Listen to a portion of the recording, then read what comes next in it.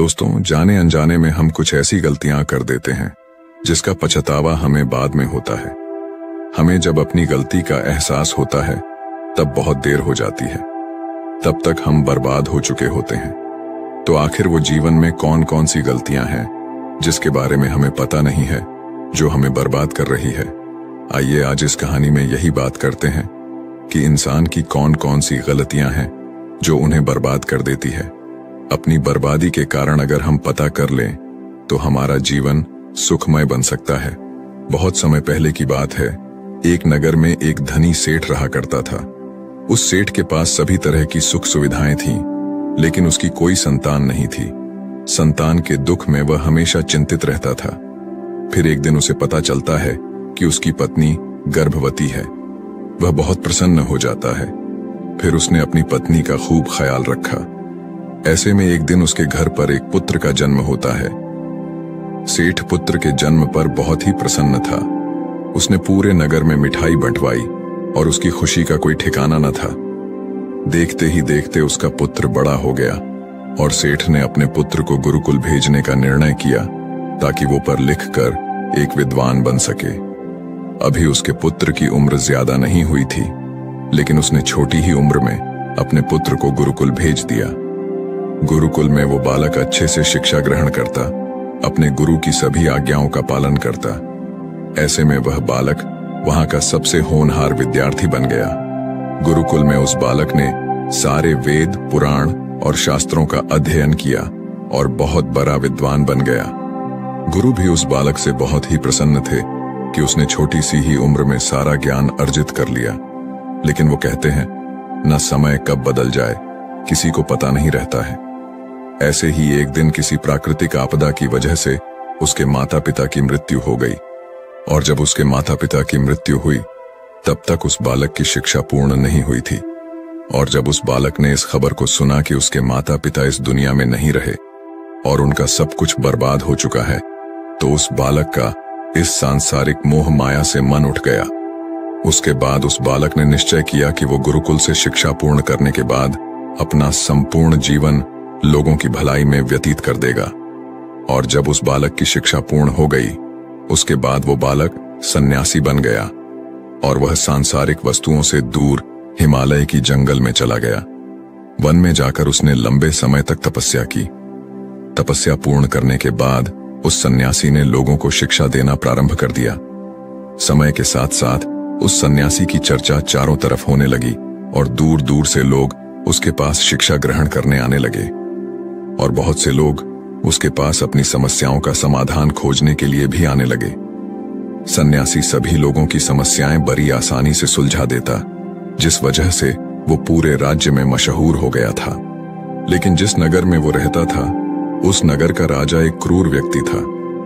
जब राजा को उस सन्यासी के बारे में पता चला तो उस राजा ने उससे मिलने का निश्चय किया। अगली सुबह राजा अपने महल से निकलकर उस सन्यासी से मिलने के लिए निकल गया और फिर सन्यासी के कुटिया के बाहर पहुंच गया। वहां पहुंचकर जब राजा ने उस सन्यासी को देखा, तब राजा उस सन्यासी को देखता ही रह गया। उसके चेहरे पर एक अलग ही तेज था। जब वो उस सन्यासी के पास पहुंचा, तब राजा को अपार शांति का अनुभव हुआ। उस राजा ने सन्यासी को प्रणाम किया और उनके पास ही बैठ गया और उनसे वार्तालाप करने लगा। वो राजा पहली ही मुलाकात में उस सन्यासी के व्यक्तित्व से इतना प्रभावित हुआ कि उसने उसी समय से अच्छाई की राह पर चलने की ठान ली और मन ही मन सोचने लगा कि इतनी छोटी सी मुलाकात में यह सन्यासी मुझे इतना बदल सकता है, तो अगर यह हमेशा मेरे साथ ही रहने लगे तो मेरी तो जिंदगी ही बदल जाएगी। और यही सोचकर राजा सन्यासी से महल चलने का आग्रह करने लगा। राजा का आग्रह सुनकर सन्यासी मना नहीं कर पाया और वह राजमहल चलने को तैयार हो गए। फिर राजा सन्यासी को लेकर राजमहल की ओर चल दिया। राजमहल पहुंचने पर राजा ने सन्यासी का खूब आदर सत्कार किया और उसके बाद राजा ने सन्यासी को एक सही कमरे में भोजन करवाया। भोजन के बाद सन्यासी ने राजा को धन्यवाद कहा और राजा से जाने की अनुमति मांगी। यह सुनकर राजा ने कहा कि आप हमारे बगीचे में जब तक चाहे रह सकते हैं। आपको यहाँ पर किसी भी प्रकार की असुविधा नहीं होगी और आप यहाँ रहेंगे तो हमारे प्रजा को भी अच्छा लगेगा और हमें भी अच्छा लगेगा। यह सुनकर सन्यासी ने राजा का प्रस्ताव स्वीकार कर लिया। उसके बाद राजा ने सेवकों से कहा कि सन्यासी महाराज के लिए बगीचे में रहने का, खाने का, वस्त्र इत्यादि का प्रबंध किया जाए। राजा की आज्ञा के अनुसार सेवकों ने एक सुंदर कुटिया का निर्माण कर दिया। उसके बाद वह सन्यासी उसी कुटिया में रहने लगे। सन्यासी को उस कुटिया में रहते रहते कई साल बीत गए और इस दौरान राजा ने उनकी खूब सेवा की। एक बार एक आवश्यक काम की वजह से राजा और रानी को किसी दूसरे राज्य में जाना पड़ा, इसलिए उन्होंने एक सेवादार को सन्यासी की सेवा में नियुक्त कर दिया। पर वो सेवादार राजा के जाने के बाद बीमार पड़ गया और अपने घर चला गया और कभी लौटकर वापस नहीं आया। ऐसे में राजा जब वापस आया तो सन्यासी क्रोध के मारे उस राजा को बहुत कुछ सुनाया और राजा से कहा कि हे राजन, जो जिम्मेदारी तुम पूरा नहीं कर सकते तो उसे उठाते ही क्यों हो। तब राजा ने सन्यासी से क्षमा मांगते हुए कहा, हे गुरुदेव, यदि मुझसे कोई भूल हो गई हो तो उसके लिए मैं आपसे क्षमा मांगता हूं। मुझे क्षमा कर दीजिए और आप अपना क्रोध शांत कीजिए और कृपा करके बताइए कि आपको क्या कष्ट हुआ है। यह सुनकर उस सन्यासी ने कहा कि तुम्हारे जाने के बाद मुझे यहां पर किसी ने भोजन नहीं दिया और मैं बहुत दिनों तक भूखा ही रहा। मुझे यहां पर आकर किसी ने पूछा तक नहीं कि मैं किस हाल में हूं। यह सुनकर राजा ने सन्यासी से फिर से क्षमा मांगे और कहा, हे गुरुदेव, आज के बाद ऐसी कोई गलती नहीं होगी। और इसके बाद मामला शांत हो गया। जब राजा और सन्यासी के बीच वार्तालाप हो रही थी तब रानी भी ये सारी बातें चुपके से सुन रही थी और सब कुछ देख रही थी। उसके बाद राजा ने उस सन्यासी को कोई भी शिकायत का मौका नहीं दिया और उसकी खूब सेवा की। परंतु कुछ दिनों बाद राजा को फिर किसी आवश्यक कार्य से अपने राज्य से बाहर जाना पड़ा। लेकिन इस बार राजा ने राज्य से बाहर जाने से पहले अपने रानी को कहा कि जब तक मैं नहीं आऊं तब तक आप स्वयं सन्यासी की देखभाल करोगी। यह सुनकर रानी ने कहा कि जी महाराज, आप निश्चिंत होकर जाइए, मैं सन्यासी महाराज की अच्छे से सेवा करूंगी। उसके बाद रानी हर रोज भोजन बनाकर सन्यासी को भेज देती थी। लेकिन एक दिन रानी नहाने के लिए चली गई और सन्यासी को भोजन देना भूल गई। सन्यासी ने काफी देर तक भोजन का इंतजार किया, लेकिन जब भोजन नहीं आया तो सन्यासी सोच में पड़ गया कि आज खाना क्यों नहीं आया। उसके बाद सन्यासी ने सोचा कि वो खुद महल में जाकर देखेगा कि आखिर अब तक खाना क्यों नहीं आया, और फिर वह महल पहुंच गया। जब वो महल के अंदर दाखिल हुआ, वहां उसकी नजर रानी पर पड़ी। रानी के लंबे लंबे घने काले बाल जो कि उसके कमर पर लहरा रही थीं, उसकी कजरारी आंखें जो देखने मात्र से किसी को भी घायल कर दे, उसकी हिरनी जैसी चाल। रानी के इतने सुंदर रूप को देखकर सन्यासी चकित हो गया और रानी की सुंदरता सन्यासी के मन में घर कर गई और वह वहां से बिना कुछ कहे ही अपनी कुटिया में लौट आया। सन्यासी रानी के रूप की सुंदरता को भुला ना सका और वह खाना पीना छोड़कर अपनी कुटिया में पड़ा रहा। सन्यासी अपने विचारों के चलते कई दिनों तक कुछ नहीं खाया, जिस वजह से वो बहुत कमजोर हो गया।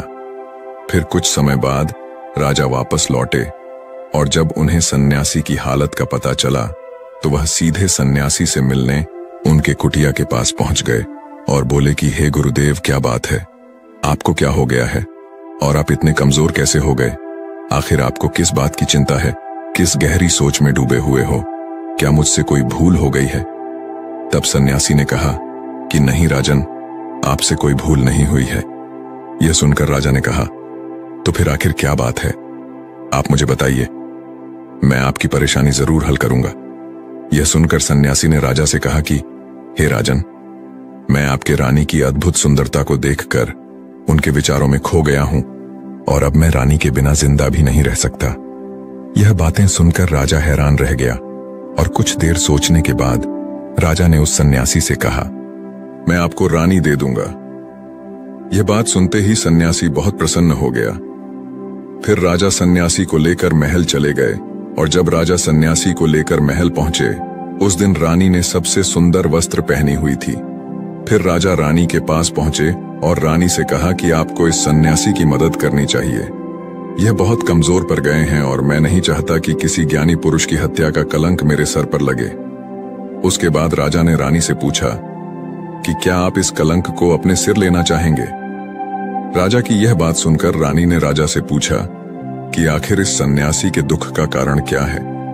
तब राजा ने रानी से कहा कि सन्यासी आपके अद्भुत सुंदरता के दीवाने हो गए हैं। राजा की यह बात सुनकर रानी ने कहा, राजन आप चिंता न करें, अब आप सब कुछ मेरे ऊपर छोड़ दीजिए। मुझे पता है कि मुझे अब क्या करना है। उससे आपके ऊपर न तो सन्यासी के हत्या का पाप लगेगा और न ही उससे मेरी पवित्रता का नाश होगा। रानी की यह बात सुनकर राजा ने रानी को सन्यासी को सौंप दिया। उसके बाद सन्यासी रानी को लेकर कुटिया में पहुंचे। कुटिया के अंदर दाखिल होकर रानी ने सन्यासी से कहा कि हमें रहने के लिए घर चाहिए, हम इस झोपड़ी में नहीं रह सकते। ये सुनकर सन्यासी राजा के पास गया और राजा से जाकर बोला कि हे राजन, हमें रहने के लिए एक घर चाहिए। सन्यासी की बात सुनकर राजा ने उनके लिए घर का प्रबंध कर दिया। फिर सन्यासी रानी को लेकर घर पहुंचा। जब रानी सन्यासी के साथ उस घर पर पहुंची, तब रानी ने कहा कि यह घर तो बहुत गंदा है और इसकी हालत बहुत खराब है, मैं इस घर में नहीं रह सकती। यह सुनकर फिर से वो सन्यासी राजा के पास गया और राजा के पास जाकर बोला, हे राजन, आपने जो हमें घर दिया है उस घर की हालत बहुत खराब है। सन्यासी की बात सुनकर राजा ने घर की हालत ठीक करवा दी। उसके बाद फिर रानी घर के अंदर गई और नहा धोकर बिस्तर पर आ गई। फिर सन्यासी भी बिस्तर पर आ गया। फिर उसके बाद रानी ने सन्यासी से कहा कि आपको पता है आप कौन हैं और अब आप क्या बन गए हैं। आप एक महान सन्यासी थे जिसके लिए राजा स्वयं सारी सुविधाएं उपलब्ध कराते थे। ऐसा सन्यासी जिसके पास लोग दूर दूर से ज्ञान ग्रहण करने के लिए आते थे, जो लोगों को सत्य की राह दिखाया करते थे, जो लोगों की समस्याओं का समाधान करते थे, जिनको सभी लोग सर्वश्रेष्ठ गुरु मानने लगे थे, जिनकी लोग भगवान के रूप में भी पूजा किया करते थे। और आज आप अपने वासना के कारण मेरे गुलाम बन गए हैं। रानी की ये सारी बातें सुनकर उस सन्यासी को बड़ा झटका लगा और उसे महसूस हुआ कि वो तो एक सन्यासी है और वो ये सब क्या कर रहा है। वो तो इन सारी सुख सुविधाओं को छोड़कर शांति की तलाश में वन में चला गया था। जब सन्यासी को सुध-बुध आई तो वो जोर जोर से रोने लगा और चिल्लाने लगा और रानी से कहने लगा, मुझे क्षमा कीजिए महारानी, मैं ये क्या करने जा रहा था। मैं अभी इसी वक्त आपको राजा के पास सौंप कर आता हूं। सन्यासी की ये बात सुनकर रानी ने सन्यासी से प्रश्न किया कि हे गुरुदेव, मेरे मन में भी एक प्रश्न उठ रहा है, कृपया मेरे प्रश्न का उत्तर दीजिए। रानी की यह बात सुनकर सन्यासी ने कहा, पूछो, तुम्हारा क्या प्रश्न है। फिर रानी ने कहा, जब आपको उस दिन भोजन नहीं मिला तो आप बहुत क्रोधित हो गए थे। तब मैंने आपका ये रूप पहली बार देखा था और तभी से मैं आपके व्यवहार में परिवर्तन महसूस कर रही हूं। ऐसा क्यों हुआ गुरुदेव? आखिर आपको इतना क्रोध क्यों आया? आपने तो शांति की प्राप्ति कर ली थी। रानी की बातें सुनकर सन्यासी ने कहा कि जब मैं वन में था तो मुझे समय पर भोजन नहीं मिलता था, लेकिन जब मैं महल में आया तो महल में आने के बाद मुझे सारी सुख सुविधाएं प्राप्त हुई और फिर मैं इन सभी सुख सुविधाओं के आदी हो गया और मुझे इसके प्रति लगाव उत्पन्न हो गया और फिर मुझे इसको पाने का लालच उत्पन्न हो गया और जब मुझे यह नहीं मिला तो मेरे अंदर क्रोध उत्पन्न हो गया। फिर सन्यासी ने कहा, महारानी, अगर इच्छा पूरी न हो तो क्रोध उत्पन्न होता है और अगर इच्छा पूरी हो जाए तो लालच बढ़ जाता है। सन्यासी ने आगे कहा, यह इच्छा की पूर्ति ही मुझे वासना के द्वार पर ले आई है और मैं आपके प्रति आकर्षित हो गया। इसके बाद वो सन्यासी रानी को लेकर राजा के पास पहुंचा और बोला, हे राजन, मुझे क्षमा कर दीजिए, मुझे अपनी गलती का एहसास हो गया है। ये लो आपकी रानी, मुझे यह सब नहीं चाहिए। मैं अपनी इच्छा में वशीभूत होकर यह गलत कार्य करने जा रहा था और अपने जीवन को बर्बाद कर रहा था, लेकिन अब मुझे सब कुछ समझ आ गया है। उसके बाद उस सन्यासी ने कहा कि हे राजन, मनुष्य की बर्बादी का कारण उसकी 4 आदतें बनती है और दुनिया के हर एक व्यक्ति के अंदर ये 4 अवगुण होते हैं, लेकिन जो व्यक्ति इन पर नियंत्रण पा लेता है वह दुख और परेशानियों से बच जाता है और वहीं जो व्यक्ति इन 4 दोषों पर नियंत्रण नहीं कर पाता है वो बर्बाद होने के कगार पर पहुंच जाता है। यह सुनकर राजा ने कहा, हे गुरुदेव, आप मुझे वह 4 आदतें बताइए जिससे मनुष्य की बर्बादी हो जाती है। फिर सन्यासी ने राजा को मनुष्यों को बर्बाद कर देने वाली 4 आदतों के बारे में बताया कि हे राजन, मनुष्यों को बर्बाद करने वाली पहली आदत है उसकी इच्छा, क्योंकि इच्छा ही दुनिया के हर एक व्यक्ति के अंदर पहला अवगुण होता है। और जो व्यक्ति अपनी इच्छाओं को नियंत्रण में नहीं रख पाता है वह जीवन में किसी भी जगह सफल नहीं हो पाता है, क्योंकि जैसे ही उसकी एक इच्छा पूरी होती है वह दूसरे की ओर बढ़ाने लगता है, और दूसरी पूरी होती है तो तीसरी इच्छा उसके मन में जागृत हो जाती है, और फिर ऐसा करते करते इच्छाओं पर नियंत्रण न होने के कारण इंसान के मन में संतोष का भाव नहीं आ पाता है और इसी जाल में उलझा रहता है, दुखी रहता है। इसीलिए राजन, जब हम अपनी इच्छाओं पर नियंत्रण पा लेते हैं तो हम हमारे मन पर भी नियंत्रण कर लेते हैं, और जब हमारा मन हमारे वश में होता है तो हमें सुख ही सुख की प्राप्ति होती है। फिर जो हम चाहते हैं वही हमारे साथ होता है। फिर सन्यासी कहता है कि हे राजन, मनुष्य को बर्बाद करने वाली दूसरी आदत है वासना। वासना का जन्म हमारे मन में उठने वाली इच्छाओं से होता है। जिस प्रकार इच्छाओं का कोई अंत नहीं होता, उसी तरह मनुष्य वासना के जाल में फंसता ही चला जाता है। वासना में वशीभूत होकर इंसान को कुछ भी नहीं नजर आता है। आज तक जितनी भी लड़ाइयां हुई हैं, उसका सबसे बड़ा कारण स्त्री को पाने की इच्छा के कारण ही हुई है।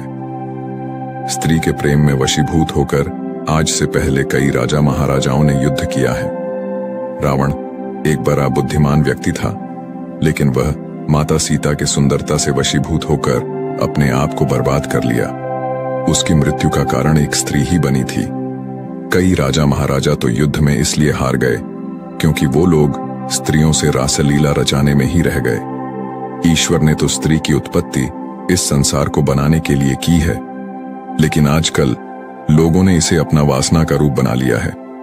स्त्री को अपने मनोरंजन का सामान सोचने लगे हैं, और जब उन्हें अपना ये मनोरंजन नहीं मिलता तो वो पागल हो जाते हैं और न जाने क्या क्या कर बैठते हैं। इसलिए हे राजन, जितना हो सके उतना वासना से दूर रहना चाहिए। फिर सन्यासी कहते हैं कि हे राजन, मनुष्य को बर्बाद करने वाली तीसरी आदत है क्रोध, क्योंकि जब मनुष्य की वासना की पूर्ति नहीं होती है तो उसके अंदर क्रोध उत्पन्न हो जाता है, और जब व्यक्ति को क्रोध आता है तो उस पर उसका नियंत्रण नहीं होता है, और फिर वह क्रोध में आकर कई गलत निर्णय ले लेता है। क्रोध में व्यक्ति दूसरों को भला बुरा कह देता है, गालियां भी निकाल देता है, और जब उनका क्रोध शांत होता है तो उन्हें अपनी गलतियों का एहसास होता है, लेकिन तब तक तो सब कुछ बर्बाद हो चुका होता है। क्रोध के कारण मनुष्य के कई बने बनाए काम बिगड़ जाते हैं।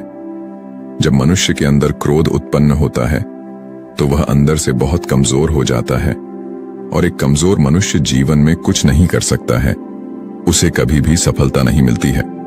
फिर सन्यासी कहता है, हे राजन, मनुष्य को बर्बाद करने वाली चौथी आदत है लालच। हे राजन, लालच का फल सदैव ही बुरा होता है। लालच में पड़कर हम बहुत लोगों का बुरा कर देते हैं। हर मनुष्य के जीवन में ऐसे अवसर अवश्य आते हैं जब वो लालच कर बैठता है, और अधिक पाने की लालसा में वो कुछ ऐसा कर जाता है जिससे जो उसके पास था वो भी वह खो देता है, क्योंकि जैसे ही व्यक्ति की एक इच्छा पूरी होती है उसका लालच भी बढ़ जाता है और उसके मन में और कई सारे आकांक्षाएं जन्म लेने लगती हैं। जो व्यक्ति अपने जीवन में लालच करता है वो कामयाबी से भी धीरे धीरे दूर हो जाता है, अगर हम समय रहते ही अपने लालच को त्याग दें और उसके फेरे में न पड़े तो हम एक सफल व्यक्ति अवश्य बन सकते हैं। फिर अंत में सन्यासी कहता है कि हे राजन, अगर मनुष्य इन 4 आदतों को छोड़ देता है तो उसे जीवन में सफल होने से कोई नहीं रोक सकता है। मैं तो एक सन्यासी होकर इन आदतों में पड़ गया और खुद को बर्बाद करने लगा। तो सोचिए, एक साधारण मनुष्य के साथ क्या हो सकता है। इसलिए हे राजन, इन 4 आदतों से मनुष्य को हमेशा दूर रहना चाहिए। एक बार की बात है, एक लड़का अत्यंत जिज्ञासु था। जहां भी उसे कोई नई चीज सीखने को मिलती वह उसे सीखने के लिए तत्पर हो जाता। उसने एक तीर बनाने वाले से तीर बनाना सीखा, नाव बनाने वाले से नाव बनाना सीखा, मकान बनाने वाले से मकान बनाना सीखा, बांसुरी वाले से बांसुरी बनाना सीखा। इस प्रकार वह अनेक कलाओं में प्रवीण हो गया, लेकिन उसमें थोड़ा अहंकार आ गया। वह अपने परिजनों व मित्रों से कहता, इस पूरी दुनिया में मुझ जैसा प्रतिभा का धनी कोई नहीं होगा। एक शहर में गौतम बुद्ध का आगमन हुआ। उन्होंने जब उस लड़के की कला और अहंकार दोनों के विषय में सुना तो मन में सोचा कि इस लड़के को एक ऐसी कला सिखानी चाहिए जो अब तक की सीखी कलाओं से बड़ी हो। वे भिक्षा का पात्र लेकर उसके पास गए। लड़के ने पूछा, आप कौन हैं? बुद्ध बोले, मैं अपने शरीर को नियंत्रण में रखने वाला एक आदमी हूं। लड़के ने उन्हें अपनी बात स्पष्ट करने के लिए कहा।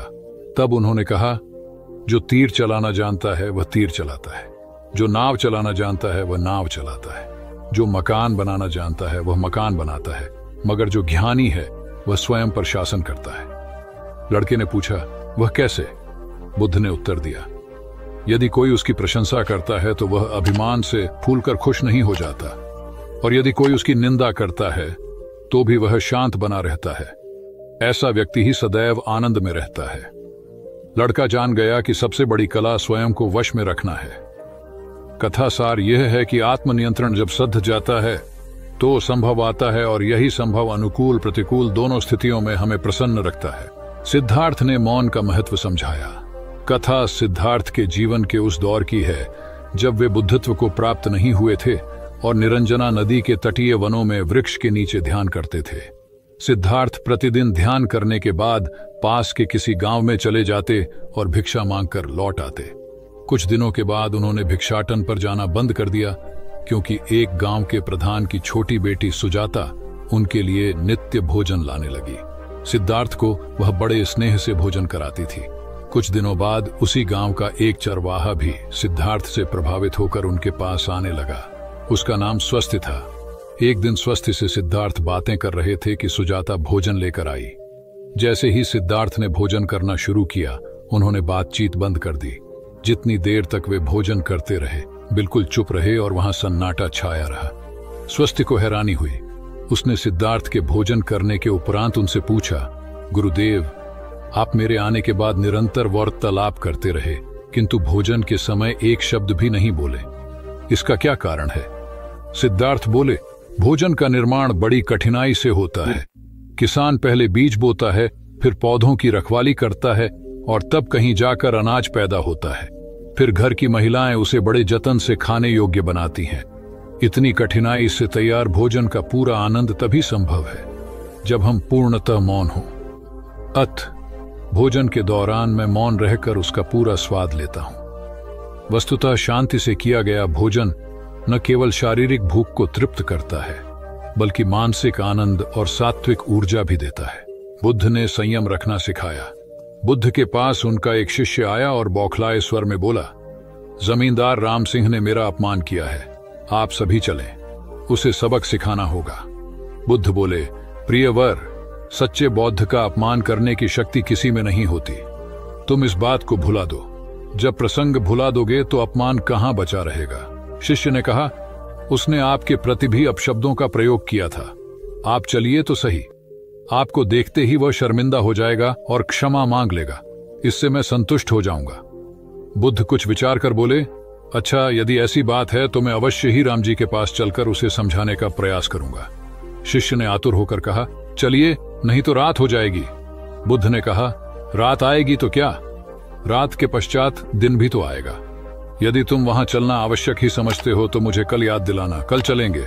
दूसरे दिन बात आई गई हो गई। शिष्य अपने काम में लग गया और बुद्ध अपनी साधना में लीन हो गए। दोपहर होने पर बुद्ध ने शिष्य से पूछा, आज राम जी के पास चलना है? शिष्य ने कहा, नहीं, मैंने जब घटना पर फिर से विचार किया तो मुझे इस बात का आभास हुआ कि भूल मेरी ही थी। अब राम जी के पास चलने की कोई जरूरत नहीं है। बुद्ध ने मुस्कुराकर कहा, अगर हम तुरंत प्रतिक्रिया देने से बचें तो हमारे भीतर की कटुता समाप्त हो जाती है। शिष्य बुद्ध का आशय समझ उनके प्रति नतमस्तक हो गया। ध्यान और सावधानी का रहस्य। महात्मा गौतम बुद्ध के श्रावस्ती में प्रवचन चल रहे थे। प्रवचन में नित्य ही बड़ी संख्या में लोग आते और विविध महत्वपूर्ण व गंभीर विषयों पर बुद्ध से ध्यान ग्रहण करते। बुद्ध का शिष्य वर्ग भी काफी विशाल था, जो प्रवचन स्थल की व्यवस्था संभालता और बुद्ध की सेवा में सदैव तत्पर रहता। एक बार रात के समय महात्मा बुद्ध प्रवचन दे रहे थे। सदैव की भांति काफी लोग उनके प्रवचन सुन रहे थे। एक व्यक्ति जो बुद्ध के ठीक सामने बैठा था, बार बार नींद के झोंके ले रहा था। बुद्ध थोड़ी देर तक तो प्रवचन देते रहे, फिर उससे बोले, वत्स, सो रहे हो? उस व्यक्ति ने हड़बड़ाकर कहा, नहीं महात्मा। बुद्ध ने पुनः प्रवचन प्रारंभ किए। वह व्यक्ति फिर ऊँघने लगा। महात्मा ने फिर वही प्रश्न दोहराया और उसने फिर अचकचा कर नहीं महात्मा कहा। ऐसा लगभग 8-10 बार हो गया। कुछ देर बाद बुद्ध ने उससे पूछा, वत्स, जीवित हो? हर बार की तरह इस बार भी उसने कहा, नहीं महात्मा। यह सुनकर उपस्थित श्रोताओं में हंसी की लहर दौड़ गई और वह व्यक्ति पूर्णतः चैतन्य हो गया। तब बुद्ध गंभीर होकर बोले, वत्स, निद्रा में तुम्हारे मुख से सही उत्तर मिल ही गया। जो निद्रा में है वह मृतक समान ही है। महात्मा बुद्ध का संकेत था कि गुरु से ज्ञान ग्रहण करते वक्त सजगता अत्यंत आवश्यक है। गाफिल रहने की स्थिति में ज्ञान की प्राप्ति पूर्ण नहीं होती और अधकचरा ज्ञान सदैव खतरनाक साबित होता है। एक क्रोधी ने बौद्ध धर्म अपनाया। बौद्ध भिक्षु बोधि धर्म भ्रमण करते हुए एक गांव में पहुंचे। लोग उनका बहुत आदर करते थे। बोधि धर्म व उनके शिष्यों का ग्रामीणों ने हार्दिक सत्कार किया और फिर उनके पवित्र वचनों को सुनने के लिए उनके आसपास एकत्रित हो गए। बोधि धर्म लोगों को धर्म और आचरण विषयक अच्छी बातें सरल भाषा में समझाने लगे। तभी वहां एक व्यक्ति आया और बोधि धर्म को अपशब्द कहने लगा। उपस्थित जनसमूह ने उसे रोकने का बहुत प्रयास किया, किंतु वह नहीं माना तथा अनवरत बोधि धर्म को बुरा भला कहता रहा। लोगों ने कहा कि महाराज, यह व्यक्ति कितना उद्दंड है, निरर्थक ही आपको अपशब्द कह रहा है। बोधि धर्म उस व्यक्ति के इस आचरण पर कदापि क्रोधित नहीं हुए और लोगों से बोले कि यह भविष्य में मेरा सबसे बड़ा भक्त बनने वाला है। लोगों ने पूछा कि कैसे? बोधि धर्म ने उत्तर दिया, कोई कुम्हार के यहाँ घड़ा लेने जाता है तो घड़े को बजाकर देखा जाता है कि वह फूटा हुआ तो नहीं है। जब 1-2 रुपए के घड़े को कोई इतनी परख कर सकता है तो भला जिसे गुरु मानना है उसे 10-20 गालियां दिए बगैर कैसे पहचानेगा? पहले वह परीक्षा लेगा कि गुरु में धैर्य, आक्रोश व समता भाव कितना है। ये जानने के बाद ही तो वह गुरु को स्वीकारेगा। इसलिए यह व्यक्ति मुझे निरर्थक ही अपशब्द नहीं कह रहा है। और आगे चलकर वास्तव में वह व्यक्ति बोधि धर्म का सबसे बड़ा भक्त बना। किसी को शिक्षा देने से पूर्व स्वयं का आचरण भी तदनुरूप होना चाहिए, तभी गुरु का महान पद मिलता है। वस्तुतः गुरु की गुरुता तभी स्वीकारी जाती है जबकि उसमें सदाचरण के सभी लक्षण मौजूद हों। साधना का महत्व। महात्मा बुद्ध ज्ञान प्राप्ति के लिए घोर तप में लगे थे। उन्होंने शरीर को काफी कष्ट दिया, यात्राएं की, घने जंगलों में कठिन साधना की, पर आत्मज्ञान की प्राप्ति नहीं हुई। निराश हो बुद्ध सोचने लगे, मैंने अभी तक कुछ भी प्राप्त नहीं किया, अब आगे क्या कर पाऊंगा? निराशा, अविश्वास के इन नकारात्मक भावों ने उन्हें क्षुब्ध कर दिया। कुछ ही क्षणों के बाद उन्हें प्यास लगी। वे थोड़ी दूर स्थित एक झील तक पहुंचे। वहां उन्होंने एक दृश्य देखा कि एक नन्ही सी गिलहरी के 2 बच्चे झील में डूब गए। पहले तो वह गिलहरी जड़वत बैठी रही, फिर कुछ देर बाद उठकर झील के पास गई, अपना सारा शरीर झील के पानी में भिगोया और फिर बाहर आकर पानी झाड़ने लगी।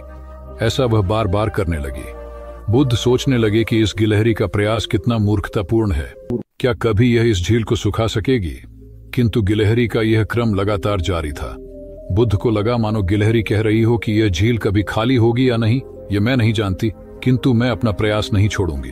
अतः उस छोटी सी गिलहरी ने भगवान बुद्ध को अपने लक्ष्य मार्ग से विचलित होने से बचा लिया। वे सोचने लगे कि जब यह नन्ही गिलहरी अपने लघु सामर्थ्य से झील को सुखा देने के लिए दृढ़ संकल्पित है तो मुझ में क्या कमी है? मैं तो इससे 1000 गुना अधिक क्षमता रखता हूँ। ये सोचकर गौतम बुद्ध पुनः अपनी साधना में लग गए और एक दिन बोधिवृक्ष तले उन्हें ज्ञान का आलोक प्राप्त हुआ। ये कथा असफलता के बावजूद प्रयासों की निरंतरता पर बल देती है। यदि हम प्रयास करना न छोड़े तो एक न एक दिन लक्ष्य की प्राप्ति हो ही जाती है।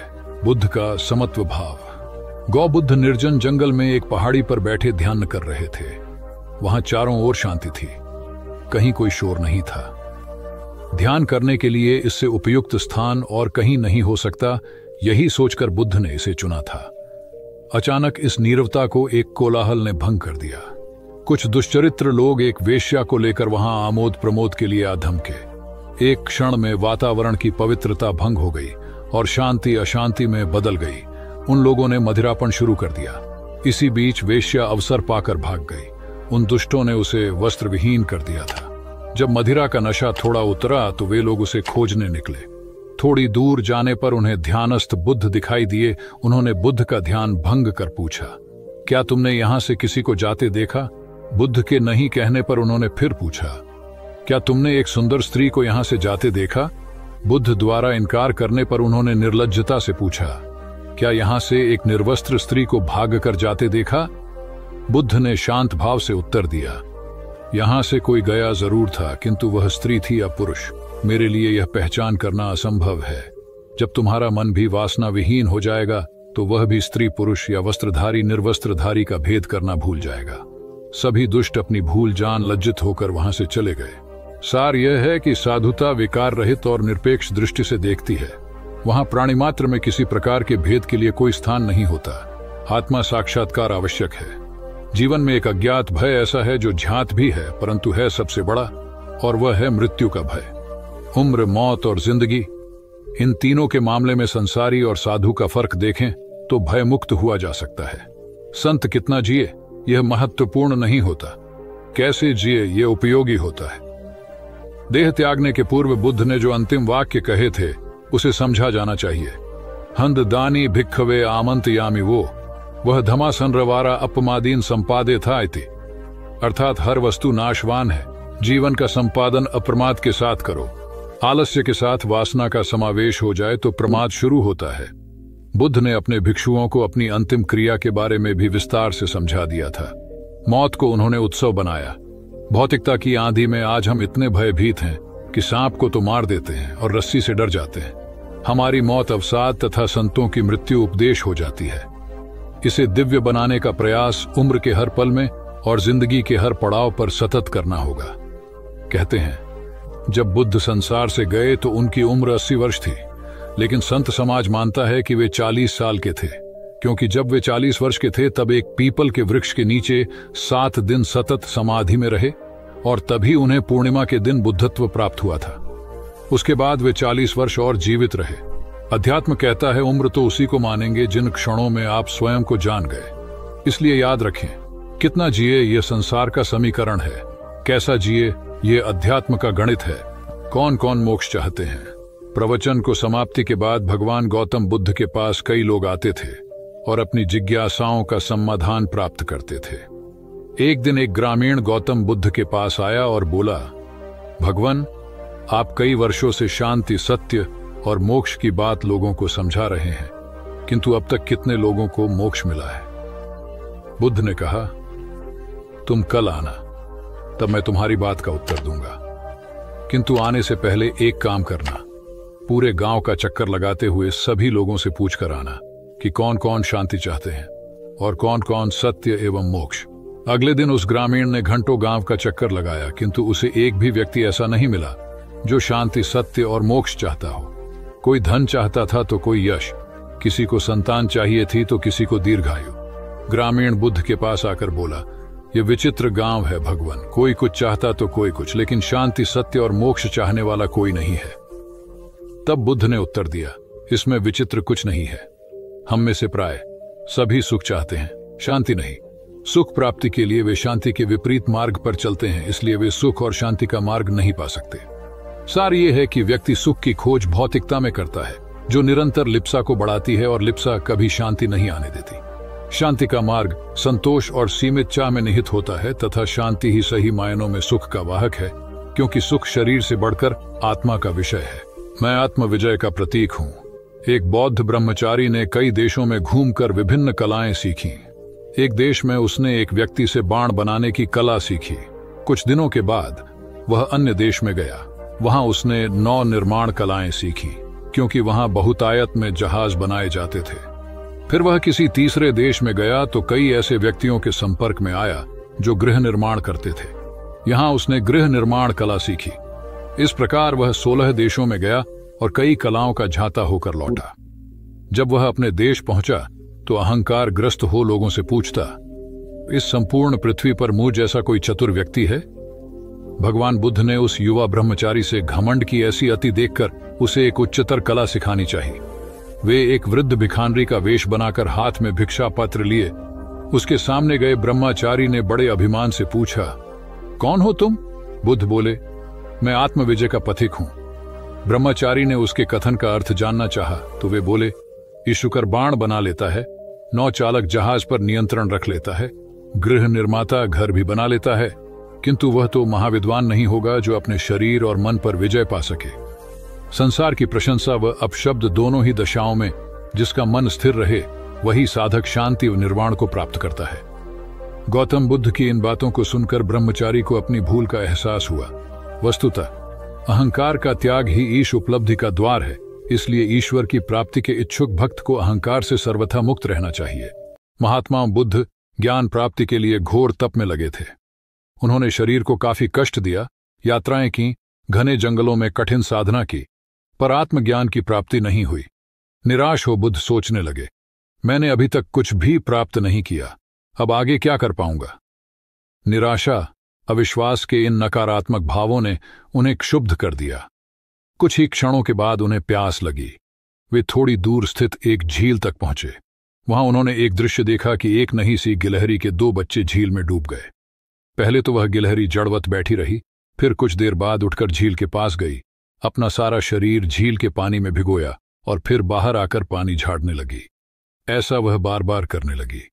बुद्ध सोचने लगे कि इस गिलहरी का प्रयास कितना मूर्खतापूर्ण है, क्या कभी यह इस झील को सुखा सकेगी।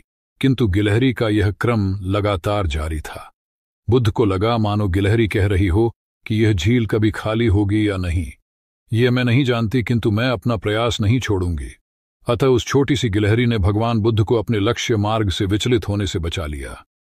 वे सोचने लगे कि जब यह नन्ही गिलहरी अपने लघु सामर्थ्य से झील को सुखा देने के लिए दृढ़ संकल्पित है तो मुझ में क्या कमी है, मैं तो इससे 1000 गुना अधिक क्षमता रखता हूं।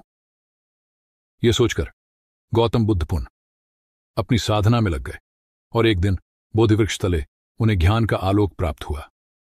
यह कथा असफलता के बावजूद प्रयासों की निरंतरता पर बल देती है। यदि हम प्रयास करना न छोड़े तो एक न एक दिन लक्ष्य की प्राप्ति हो ही जाती है। बुद्ध अपने साधना काल में एक निर्जन स्थान पर ध्यान मग्न बैठे थे। इसी स्थान पर एक यक्ष का वास था। ये बात बुद्ध को झांत नहीं थी। वे तो वहां पहुंचे और शांत वातावरण देखकर ध्यान मग्न हो गए। उस समय यक्ष वहां पर नहीं था। रात होने पर जब वह आया तो उस स्थान पर एक अनजान व्यक्ति को देखकर आग बबूला हो गया। बड़े जोर से वह दहाड़ा, किंतु बुद्ध का ध्यान भंग नहीं हुआ। यक्ष ने उन्हें हाथी का रूप धारण कर डराना चाहा, किंतु बुद्ध यथावत ध्यानमग्न बैठे रहे। उसने बुद्ध को डराने के लिए क्रमशः शेर, चीता, बाघ आदि का रूप धारण किया, किंतु बुद्ध अविचलित ही बने रहे। अंत में उसने भयंकर विषधर का रूप धारण कर उनके पैर के अंगूठे को ढंस लिया, किंतु बुद्ध पर उसके विष का भी कोई असर नहीं हुआ। वे अब भी अप्रभावित रहे। विषधर उनके शरीर पर चढ़ गया और उनके गले से लिपटकर उन्हें जोरों से काट लिया, लेकिन इतने प्रयासों के बावजूद भी बुद्ध की साधना को भंग नहीं कर पाया। थक हार कर नीचे उतर आया और उनसे कुछ कदमों की दूरी पर लेटकर अपनी थकान उतारने लगा। ध्यान पूर्ण होने पर बुद्ध ने उसकी तरफ देखा और उसे बहुत स्नेह से दुलारा। उनका निश्चल प्रेम देखकर सर्प का विष अमृत बन गया और यक्ष ने श्रद्धापूर्वक बुद्ध को नमन किया। कहानी का सार यह है कि मन की कलुषता पर एकाग्रता, स्नेह और संभव से ही विजय प्राप्त की जा सकती है। बौद्ध भिक्षु बोधि धर्म भ्रमण करते हुए एक गांव में पहुंचे। लोग उनका बहुत आदर करते थे। बोधि धर्म व उनके शिष्यों का ग्रामीणों ने हार्दिक सत्कार किया और फिर उनके पवित्र वचनों को सुनने के लिए उनके आसपास एकत्रित हो गए। बोधि धर्म लोगों को धर्म और आचरण विषयक अच्छी बातें सरल भाषा में समझाने लगे। तभी वहां एक व्यक्ति आया और बोधि धर्म को अपशब्द कहने लगा। उपस्थित जनसमूह ने उसे रोकने का बहुत प्रयास किया, किंतु वह नहीं माना तथा अनवरत बोधि धर्म को बुरा भला कहता रहा। लोगों ने कहा कि महाराज, ये व्यक्ति कितना उद्दंड है, निरर्थक ही आपको अपशब्द कह रहा है। बोधि धर्म उस व्यक्ति के इस आचरण पर कदापि क्रोधित नहीं हुए और लोगों से बोले कि यह भविष्य में मेरा सबसे बड़ा भक्त बनने वाला है। लोगों ने पूछा कि कैसे? बोधि धर्म ने उत्तर दिया, कोई कुम्हार के यहां घड़ा लेने जाता है तो घड़े को बजाकर देखा जाता है कि वह फूटा हुआ तो नहीं है। जब 1-2 रुपए के घड़े को कोई इतनी परख कर सकता है तो भला जिसे गुरु मानना है उसे 10-20 गालियां दिए बगैर कैसे पहचानेगा? पहले वह परीक्षा लेगा कि गुरु में धैर्य, आक्रोश व समता भाव कितना है। यह जानने के बाद ही तो वह गुरु को स्वीकारेगा। इसलिए यह व्यक्ति मुझे निरर्थक ही अपशब्द नहीं कह रहा है और आगे चलकर वास्तव में वह व्यक्ति बोधि धर्म का सबसे बड़ा भक्त बना। किसी को शिक्षा देने से पूर्व स्वयं का आचरण भी तदनुरूप होना चाहिए, तभी गुरु का महान पद मिलता है। वस्तुतः गुरु की गुरुता तभी स्वीकारी जाती है जबकि उसमें सदाचरण के सभी लक्षण मौजूद हों। महात्मा गौतम बुद्ध के श्रावस्ती में प्रवचन चल रहे थे। प्रवचन में नित्य ही बड़ी संख्या में लोग आते और विविध महत्वपूर्ण व गंभीर विषयों पर बुद्ध से ज्ञान ग्रहण करते। बुद्ध का शिष्य वर्ग भी काफी विशाल था, जो प्रवचन स्थल की व्यवस्था संभालता और बुद्ध की सेवा में सदैव तत्पर रहता। एक बार रात के समय महात्मा बुद्ध प्रवचन दे रहे थे। सदैव की भांति काफी लोग उनके प्रवचन सुन रहे थे। एक व्यक्ति जो बुद्ध के ठीक सामने बैठा था, बार बार नींद के झोंके ले रहा था। बुद्ध थोड़ी देर तक तो प्रवचन देते रहे, फिर उससे बोले, वत्स, सो रहे हो? उस व्यक्ति ने हड़बड़ाकर कहा, नहीं महात्मा। बुद्ध ने पुनः प्रवचन प्रारंभ किए। वह व्यक्ति फिर ऊँघने लगा। महात्मा ने फिर वही प्रश्न दोहराया और उसने फिर अचकचाकर नहीं महात्मा कहा। ऐसा लगभग 8-10 बार हो गया। कुछ देर बाद बुद्ध ने उससे पूछा, वत्स, जीवित हो? हर बार की तरह इस बार भी उसने कहा, नहीं महात्मा। यह सुनकर उपस्थित श्रोताओं में हंसी की लहर दौड़ गई और वह व्यक्ति पूर्णतः चैतन्य हो गया। तब बुद्ध गंभीर होकर बोले, वत्स, निद्रा में तुम्हारे मुख से सही उत्तर मिल ही गया। जो निद्रा में है वह मृतक समान ही है। महात्मा बुद्ध का संकेत था कि गुरु से ज्ञान ग्रहण करते वक्त सजगता अत्यंत आवश्यक है। गाफिल रहने की स्थिति में ज्ञान की प्राप्ति पूर्ण नहीं होती और अधकचरा ज्ञान सदैव खतरनाक साबित होता है। कथा सिद्धार्थ के जीवन के उस दौर की है जब वे बुद्धत्व को प्राप्त नहीं हुए थे और निरंजना नदी के तटीय वनों में वृक्ष के नीचे ध्यान करते थे। सिद्धार्थ प्रतिदिन ध्यान करने के बाद पास के किसी गांव में चले जाते और भिक्षा मांगकर लौट आते। कुछ दिनों के बाद उन्होंने भिक्षाटन पर जाना बंद कर दिया, क्योंकि एक गांव के प्रधान की छोटी बेटी सुजाता उनके लिए नित्य भोजन लाने लगी। सिद्धार्थ को वह बड़े स्नेह से भोजन कराती थी। कुछ दिनों बाद उसी गांव का एक चरवाहा भी सिद्धार्थ से प्रभावित होकर उनके पास आने लगा। उसका नाम स्वस्थी था। एक दिन स्वस्थी से सिद्धार्थ बातें कर रहे थे कि सुजाता भोजन लेकर आई। जैसे ही सिद्धार्थ ने भोजन करना शुरू किया, उन्होंने बातचीत बंद कर दी। जितनी देर तक वे भोजन करते रहे, बिल्कुल चुप रहे और वहां सन्नाटा छाया रहा। स्वस्थी को हैरानी हुई। उसने सिद्धार्थ के भोजन करने के उपरांत उनसे पूछा, गुरुदेव, आप मेरे आने के बाद निरंतर वार्तालाप करते रहे, किंतु भोजन के समय एक शब्द भी नहीं बोले। इसका क्या कारण है? सिद्धार्थ बोले, भोजन का निर्माण बड़ी कठिनाई से होता है। किसान पहले बीज बोता है, फिर पौधों की रखवाली करता है और तब कहीं जाकर अनाज पैदा होता है। फिर घर की महिलाएं उसे बड़े जतन से खाने योग्य बनाती हैं। इतनी कठिनाई से तैयार भोजन का पूरा आनंद तभी संभव है जब हम पूर्णतः मौन हों। भोजन के दौरान मैं मौन रहकर उसका पूरा स्वाद लेता हूं। वस्तुतः शांति से किया गया भोजन न केवल शारीरिक भूख को तृप्त करता है, बल्कि मानसिक आनंद और सात्विक ऊर्जा भी देता है। सम्राट अशोक संपूर्ण भारत को अपने राज्य में मिलाना चाहते थे, पर कलिंग के युद्ध में हुए रक्तपात को देखकर उन्हें अत्यधिक दुख पहुंचा। उनकी महत्वाकांक्षा ने जो तबाही मचाई थी, उसे देखकर उन्हें खुद पर ग्लानि हुई। उन्होंने देखा कि लोग दर्द से कराह रहे थे।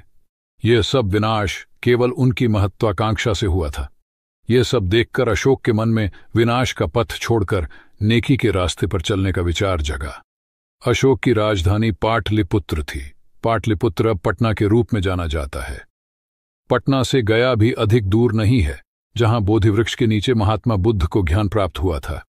बुद्ध के अष्टप्रद मार्ग, शांति व दया के संदेश ने अशोक के दिलो दिमाग में इतनी उथल पुथल पैदा कर दिया कि उन्होंने उस मार्ग को अपनाने का फैसला किया।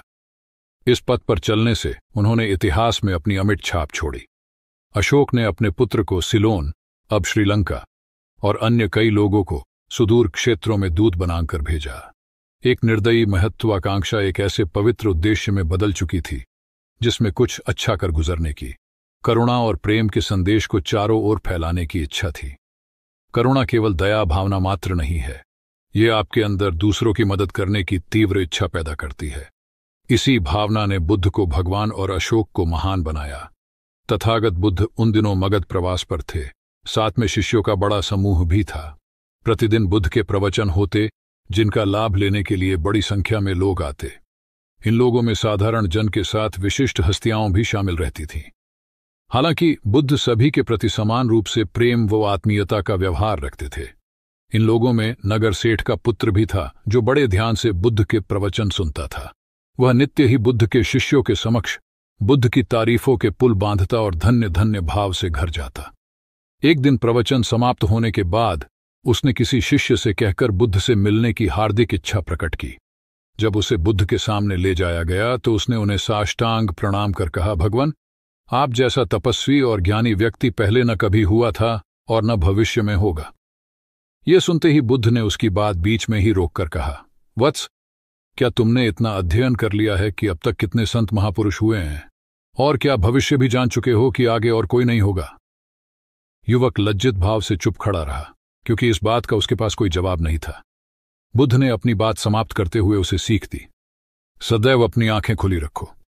जो जैसा है उसे वैसा ही महत्व दो, किसी से उसकी तुलना मत करो। कथा का सार यह है कि किसी भी क्षेत्र के अधिकारी विद्वान की स्वतंत्र रूप से प्रशंसा करना उचित है, किंतु सर्वश्रेष्ठ बताना अनुचित, क्योंकि श्रेष्ठता को व्यक्ति, समय व स्थान की सीमाओं में नहीं बांधा जा सकता। आनंद भगवान बुद्ध के प्रमुख व प्रिय शिष्य थे। उनके स्वभाव में उदारता, स्नेह व सहिष्णुता जैसे गुण शामिल थे। वे सभी के प्रति समान व्यवहार करते थे। उनकी दृष्टि में कोई छोटा या बड़ा नहीं था। एक बार आनंद कहीं जा रहे थे। रास्ते में उन्हें बड़े जोर की प्यास लगी।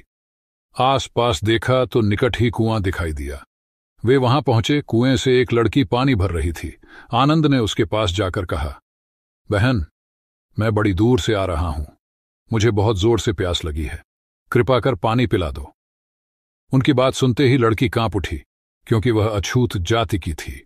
वह जानती थी कि किसी ऊंची जाति के व्यक्ति को पानी पिलाना उसके अधिकार क्षेत्र से बाहर है। वह निगाह नीची कर चुपचाप खड़ी रही। आनंद ने प्यास से व्याकुल होकर फिर कहा, बहन, तुमने सुना नहीं, प्यास के मारे मेरे प्राण निकले जा रहे हैं, मुझे पानी पिला दो। लड़की भयवश कुछ नहीं बोल पाई। जब आनंद ने बड़े स्नेह से उससे पानी न पिलाने का कारण पूछा तो वह बोली, मैं निम्न जाति की कन्या हूं, आपको पानी कैसे पिला सकती हूं? उसकी बात सुनकर आनंद ने कहा, बहन, मैंने तुमसे पानी मांगा है, जाति तो नहीं पूछी। आनंद की उदारता ने उस कन्या का भय दूर कर दिया और उन्हें पानी पिलाकर वह धन्य हो गई। कथा का सार यह है कि ईश्वर की दृष्टि सम होने के कारण उसने सभी मनुष्यों को समान शरीर, बुद्धि और भावना से नवाजा है। अपने सृष्टिकर्ता के विरुद्ध जाकर मानव मानव में भेद करना सर्वथा अनुचित है। एक बार भगवान बुद्ध अपने शिष्यों के साथ पाटलिपुत्र पहुंचे। सभी लोग एक विहार में रुके। भोजन के बाद बुद्ध ने आनंद से अगले दिन से प्रवचन आरंभ करने को कहा। अगले दिन बुद्ध का प्रवचन सुनने बड़ी संख्या में लोग उपस्थित थे।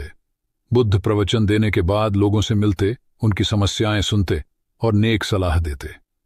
एक दिन प्रवचन के समय बुद्ध के शिष्य आनंद ने उनसे पूछा, भंते, आपके सामने हजारों लोग बैठे हैं, बताइए कि इनमें सबसे सुखी कौन है? बुद्ध ने एक विहंगम दृष्टि भीड़ पर डालते हुए कहा, वह देखो, सबसे पीछे एक दुबला पतला फटे वस्त्र पहने जो आदमी बैठा है, वह सर्वाधिक सुखी है। आनंद सहमत नहीं हुआ। वह बोला, यह कैसे संभव है? वह तो बहुत दयनीय जान पड़ता है। बुद्ध ने अपनी बात सिद्ध करने के लिए बारी बारी से सामने बैठे लोगों से पूछा, तुम्हें क्या चाहिए? किसी ने संतान मांगी तो किसी ने मकान, कोई रोग मुक्ति चाहता था तो कोई अपने शत्रु पर विजय। ऐसा एक भी व्यक्ति नहीं था जिसे कोई इच्छा न हो।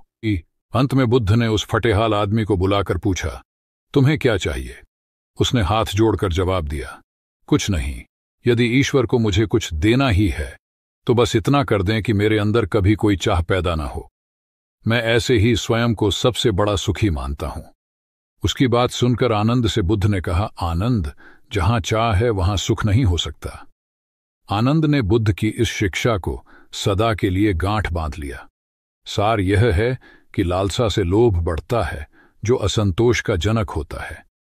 यदि सही अर्थों में सुख पाना है तो किसी लालसा की बजाय उपलब्ध स्थितियों में संतुष्ट रहना चाहिए। गौतम बुद्ध ने बहुत से अज्ञानी लोगों को सम्यक दृष्टि प्रदान की थी। तब को बात है, कौसाम्बी में एक ब्रह्मचारी रहता था। उसे अभिमान था कि उस जैसा कोई दविद्वान नहीं है, इसलिए अपने साथ सदैव जलती मशाल रखता था। गौतम बुद्ध ने देखा तो उसे पूछा, अरे, ये मशाल लिए क्यों घूमते हो? ब्रह्मचारी ने उत्तर दिया, सभी प्राणी अंधकार और अज्ञान में पथभ्रष्ट हैं। उन्हें रास्ता दिखाने के लिए मशाल लिए घूमता हूं। तथागत ने पूछा, क्या तुम्हें 4 प्रकार की विद्याओं, शब्द विद्या, नक्षत्र विद्या, राजविद्या व युद्ध विद्या का पूर्ण ज्ञान है? ब्रह्मचारी ने अपनी अनभिज्ञता प्रकट करते हुए मशाल फेंक कर तथागत के चरणों में मस्तक झुका दिया। उसका ज्ञान गर्व चूर हो गया। जो दूसरों को मूर्ख समझकर उनसे घृणा करता है, वो उस व्यक्ति की तरह है जो स्वयं अंधा होकर दूसरों को मशाल दिखाता घूमता है। अहंकारी कभी विवेकवान नहीं हो सकता और बिना विवेक के सत असत का ज्ञान नहीं हो सकता। अंततः ऐसे विवेकांत व्यक्ति को जीवन में कोई उपलब्धि प्राप्त नहीं होती, हताशा ही हाथ लगती है। काशाय वस्त्र पहन लिए। उसने सुना, आप एकाहारी हो गए हैं, वह भी एकाहारी हो गई। आपने उत्तम पलंग पर सोना त्याग दिया है, तो इसने भी त्याग दिया। आपने माला का त्याग किया, गंध का त्याग किया, तो इसने भी वह सब त्याग दिया। मायके वाले इसे संदेश भेजते हैं, वे इसे ले जाना चाहते हैं, लेकिन यह यहीं रहती है, इसी कक्ष में। यह गुण की मूर्ति है। राजा स्नेह से अपनी बहू को देखते रहे। अचानक तथागत उठे, उस कक्ष से बाहर चले गए। शाक्य मुनि ने शिष्यों को शांत रहने को कहा था, लेकिन वे स्वयं उस कक्ष से बाहर चले गए। मैं हमेशा सोचता हूं, उस पल क्या हुआ होगा, उनके मन के भीतर कैसे कैसे विचार उठते होंगे। क्या संबोधि एक लघु क्षण होता है या दीर्घ क्षण? क्या संबोधि एक अनंत अभ्यास है? क्या संयम उसका गरुड़यान है? धम्मपद का 13वां श्लोक बार बार याद आता है। यथागारम दुछेन बुट्टी समति विभजति एवं अभावितम चित्तम राघो समति विभजति। घर की छत मजबूत न हो, सही तरह से उसे घास फूस से ढका न गया हो, तो बरसात के दिनों में उसमें से पानी रिसता है, घर भर में फैल जाता है। उसी तरह ध्यान और एकाग्रता हमारे व्यक्तित्व की छत है। गौतम बुद्ध एक बार अपने शिष्यों के साथ प्रवास पर निकले। एक नगर से दूसरे नगर तक जाने की राह में वन पड़ता था। वन क्षेत्र में प्रवेश करने के साथ ही कुछ दूर चलने पर बुद्ध एक जगह रुक गए। पीछे आ रहे शिष्यों का समूह भी उन्हें देख उसी स्थान पर रुका। लेकिन वहां रुके रहना शिष्यों के लिए मुश्किल हो गया, क्योंकि सामने एक क्षत विक्षत शव पड़ा था और उसकी दुर्गंध वातावरण में फैल रही थी। शिष्यों ने अपने वस्त्र से नाक बंद कर ली, लेकिन बुद्ध शव की ओर टकटकी लगाए देखते रहे। एक शिष्य ने साहस कर विनम्रतापूर्वक गौतम बुद्ध से अनुरोध किया, भगवान, यहां से शीघ्र चलना ही उचित होगा। यहां शव पड़ा है और बहुत दुर्गंध आ रही है। बुद्ध मुस्कराए और शिष्यों की ओर उन्मुख होते हुए बोले, बताइए, इस सब में सौंदर्य दिखाई देता है? शिष्यों ने कहा, भगवान, यह कैसा प्रश्न है? सौंदर्य और शव में? जीवन था तब तक सौंदर्य, अब तो सब समाप्त हो गया। बुद्ध ने शव की ओर इशारा करके बताया, देखो, जब कभी यह व्यक्ति जीवित रहा होगा, इसकी दंत पंक्तियां अद्वितीय रही होंगी। मृत्यु के बाद भी इसके दंत देखकर यही साबित होता है। वहां खड़े सभी शिष्यों ने दृष्टि डाली तो पाया बुद्ध सही कह रहे थे। तब शिष्यों को भान हुआ कि शव में भी अच्छाई हो सकती है। दरअसल सौंदर्य निर्जीव में भी नजर आ सकता है। केवल शर्त यह है कि दृष्टि बुद्ध के समान बुराई में भी अच्छाई देखने वाली होनी चाहिए। गुलाब की एक शाखा में फूल की तुलना में कांटे ही अधिक होते हैं, पर हम फूल चुनते हैं, कांटे नहीं। ठीक इसी तरह किसी में 100 बुराइयां नहीं, अच्छाई देखनी चाहिए। प्राचीन सियालकोट में एक बार बौद्धों का बहुत बड़ा भिक्षु संघ आया। इस संघ को एक ऐसे वेद पाठी ब्राह्मण के विषय में झांत हुआ जो इतना रूढ़िवादी था कि किसी अवैदिक पंडित की छाया भी स्वयं पर नहीं पड़ने देता था। उसे सुधारने का बीड़ा एक भिक्षु ने उठाया। अगले दिन वह अपना भिक्षा पात्र लेकर ब्राह्मण के घर पहुंच गया और पूछा, कुछ आहार पानी की सुविधा है? उसकी बात सुनकर घर के सभी लोग मौन रहे और उसकी ओर घृणा की दृष्टि से देखा। भिक्षु लौट आया। दूसरे दिन फिर गया और वही प्रश्न दोहराया।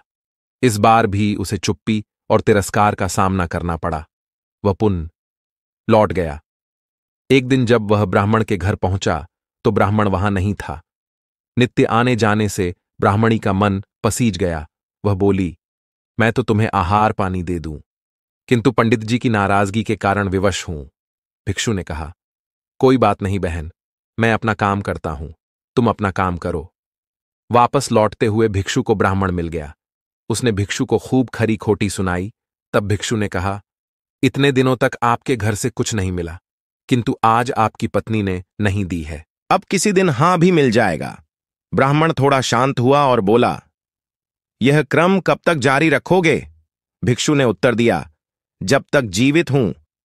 उसका धैर्य देख ब्राह्मण का अहंकार पिघल गया और उसने भिक्षु से क्षमा मांगी। वस्तुतः धैर्य व सहिष्णुता के बल पर बड़ी से बड़ी प्रतिकूलता को अनुकूलता में बदला जा सकता है। भगवान बुद्ध के प्रवचन सुनने के लिए एक व्यक्ति नियमित रूप से आता था। इस प्रकार उसे 1 माह हो चुका था, किंतु उसके जीवन पर कोई प्रभाव नहीं पड़ा। भगवान बुद्ध उपदेश में कहते थे कि धर्म पर चलो, अपने जीवन से राग द्वेष को दूर करो, काम क्रोध लोभ मोह और अहंकार से सदा दूर रहो। बुद्ध के उपदेशों से लोगों को बहुत शांति मिलती थी, किंतु उस व्यक्ति का मन अशांत रहता था। एक दिन उसने बुद्ध से जाकर कहा, हे प्रभु, मैं 1 माह से आपका उपदेश सुन रहा हूं, किंतु उसका तनिक भी असर मेरे आचरण पर नहीं पड़ा। मैं बहुत परेशान हूं, मुझे क्या करना चाहिए? बुद्ध उनकी बात सुनकर बोले, तुम कहां के रहने वाले हो? उसने कहा, श्रावस्ती का। बुद्ध ने अगला प्रश्न किया, वह यहां से कितनी दूर है?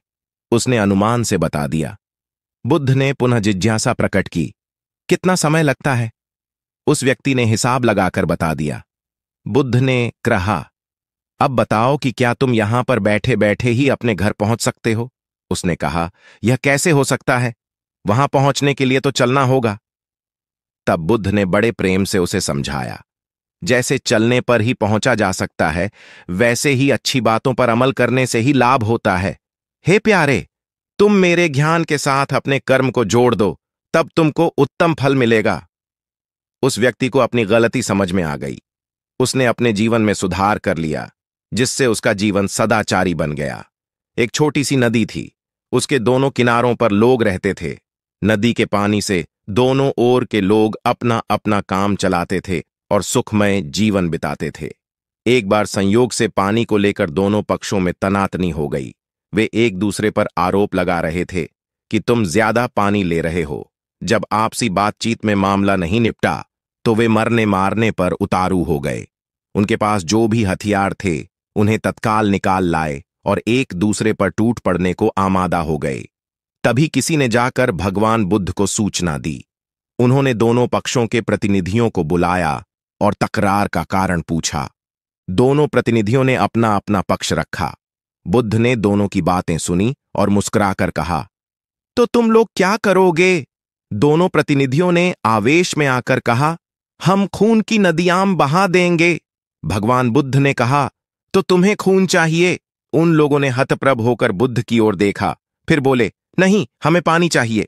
भगवान बुद्ध ने कहा, तो तुम्हें खून चाहिए? उन लोगों ने हतप्रभ होकर बुद्ध की ओर देखा, फिर बोले, नहीं, हमें पानी चाहिए। तब सहज भाव से बुद्ध ने कहा, खून बहाकर खून मिलेगा, पानी कैसे पाओगे? कुछ ठहर कर आगे बुद्ध बोले, याद रखो, हिंसा हिंसा को बढ़ाती है, बैर बैर को बढ़ाता है। नदी से ही सीख लो कि वह किसी से लड़ती नहीं, वह निश्चल भाव से अपने जल का सभी के लिए दान करती है। बुद्ध के शब्दों ने जादू जैसा काम किया और दोनों पक्षों की समस्या का सहज रूप से समाधान हो गया। दोनों पक्ष मिल बांटकर पानी का उपयोग करने लगे। कुल बुद्ध एक दिन वैशाली में प्रवचन दे रहे थे। विशाल जनसमूह उन्हें अत्यंत शांति और तन्मयता से सुन रहा था। कहीं कोई शोर नहीं था, मात्र बुद्ध की वाणी गूंज रही थी। बुद्ध के शिष्यों के साथ उपस्थित लोग बुद्ध के अमृत वचनों का पान पूर्ण एकाग्रता से कर रहे थे। तभी उस शांत वातावरण में खलल उत्पन्न करती एक व्यक्ति की जोरदार आवाज आई, आज मुझे सभा में बैठने की अनुमति क्यों नहीं दी गई? बुद्ध उस व्यक्ति का चिल्लाना सुनकर भी मौन रहे। उस व्यक्ति ने पुनः चिल्लाकर यही प्रश्न पूछा। बुद्ध ने नेत्र बंद कर लिए। उनका एक शिष्य बोल उठा, भगवान, बाहर खड़े अपने इस शिष्य को अंदर आने की अनुमति दीजिए। बुद्ध ने नेत्र खोलकर कहा, नहीं, यह अस्पृश्य है। शिष्यगण बुद्ध के मुंह से अस्पृश्य शब्द सुनकर विस्मित हुए और उन्होंने पूछा, वह अस्पृश्य क्यों? कैसे? भगवान, आपके धर्म में तो जात पात का भेद नहीं है। बुद्ध बोले, आज यह क्रोध में आया है। क्रोध से जीवन की एकता भंग होती है। क्रोधी मानसिक हिंसा करता है। किसी भी कारण से क्रोध करने वाला अस्पृश्य है। उसे कुछ देर तक स्मरण कर लेना चाहिए कि अहिंसा परम धर्म है। कथा का उपदेश यह है कि क्रोध एक असात्विक भाव है जो कर्ता और भोक्ता दोनों के लिए हानिकारक होता है। अथ इससे बचते हुए शांति से विचारने व कार्य करने की प्रवृत्ति अपनानी चाहिए। शांत मन और मस्तिष्क ही विवेकपूर्ण निर्णय लेने में सक्षम होते हैं। बौद्ध संघ के एक भिक्षु को कोई गंभीर रोग हो गया। उसकी हालत इतनी खराब हो गई कि वह चल फिर भी नहीं सकता था और मलमूत्र में लिपटा पड़ा रहता था। उसकी यह हालत देख उसके साथी भिक्षु भी उसके पास नहीं आते और घृणा से मुंह फेरकर आसपास से निकल जाते थे। कुछ दिनों बाद बुद्ध को यह बात पता चली तो वे तत्काल अपने प्रिय शिष्य आनंद के साथ उस भिक्षु के पास पहुंचे। उसकी दयनीय दशा से उन्हें घोर कष्ट हुआ। उन्होंने भिक्षु से पूछा, तुम्हें कौन सा रोग हुआ है? भिक्षु बोला, भगवान, मुझे पेट की बीमारी है। बुद्ध ने स्नेह से उसके सिर पर हाथ फेरते हुए प्रश्न किया, क्या तुम्हारी परिचर्या करने वाला कोई नहीं है? भिक्षु की ना सुनते ही बुद्ध ने आनंद से कहा, पानी लेकर आओ, हम लोग पहले इसका शरीर स्वच्छ करेंगे। आनंद पानी लेकर आए। फिर बुद्ध ने भिक्षु के शरीर पर पानी डाला और आनंद ने उसके मलमूत्र को साफ किया। अच्छी तरह धो पोंछ कर बुद्ध ने भिक्षु के सिर को पकड़ा और आनंद ने पैरों को। इस प्रकार उसे उठाकर चारपाई पर लिटा दिया। फिर बुद्ध ने सारे भिक्षुओं को एकत्रित कर उन्हें समझाया, भिक्षुओं, तुम्हारे माता नहीं, पिता नहीं, भाई नहीं, बहन नहीं जो तुम्हारी सेवा करेंगे। यदि तुम परस्पर एक दूसरे की सेवा और देखभाल नहीं करोगे तो फिर कौन करेगा? याद रखो, जो रोगी की सेवा करता है वह ईश्वर की सेवा करता है। दीनहीन के प्रति करुणा व सेवा का भाव इस जगत को बुद्ध का सबसे बड़ा संदेश है जो प्रत्येक देश, काल, परिस्थिति में प्रासंगिक है। गौतम सिद्धार्थ बुद्धत्व प्राप्त करके महात्मा बुद्ध बन गए।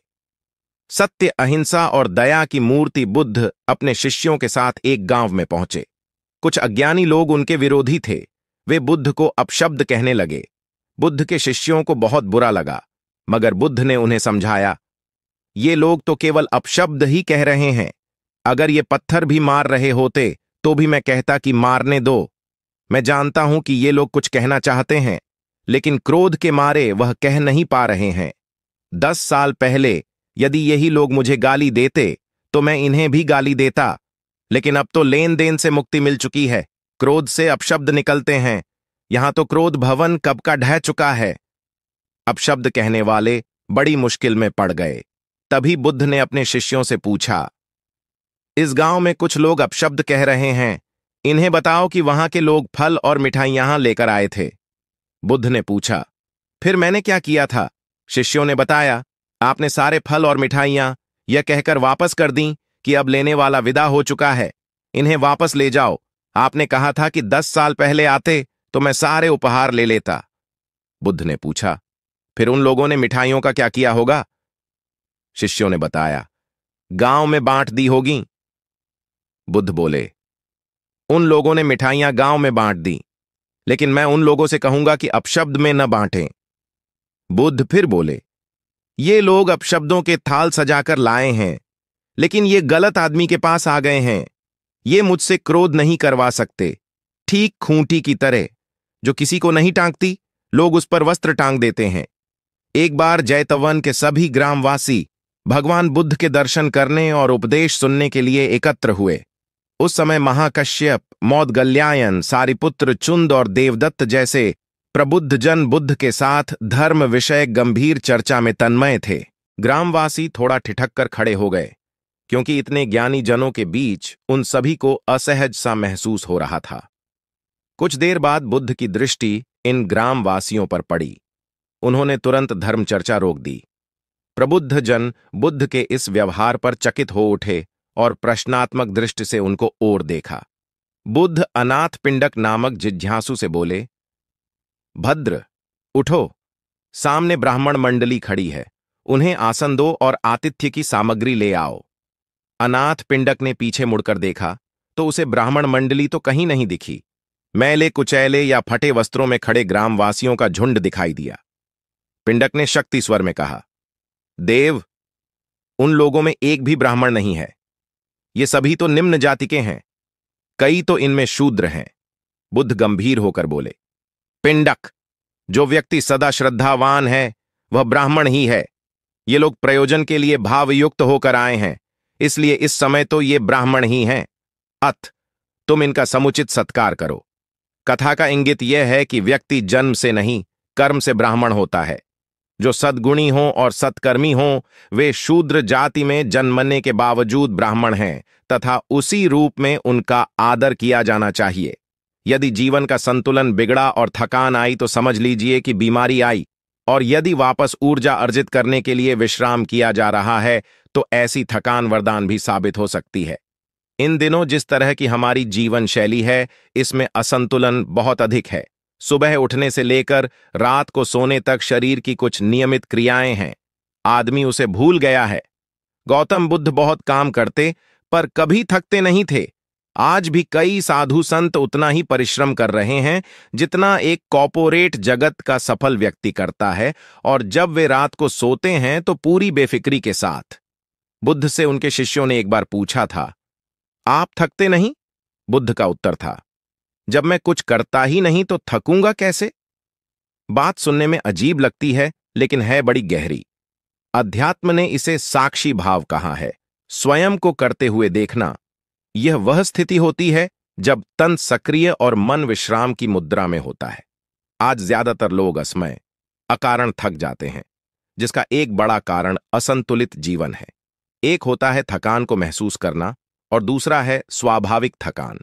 जिस समय आपकी रुचियों, इच्छाओं और मूल स्वभाव में धीमापन आने लगे, अकारण चिड़चिड़ाहट हो जाए, समझ लें कि यह थकान बीमारी है।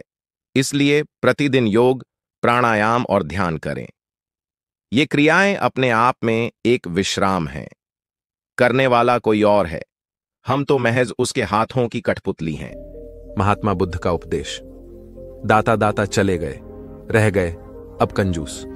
दान मान समझे नहीं, लड़ने को तजबूत। एक बार प्रदेश में अकाल पड़ा।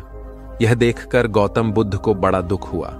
उन्होंने लोगों से कहा कि बहुत से लोग अन्न और वस्त्र के लिए तरस रहे हैं।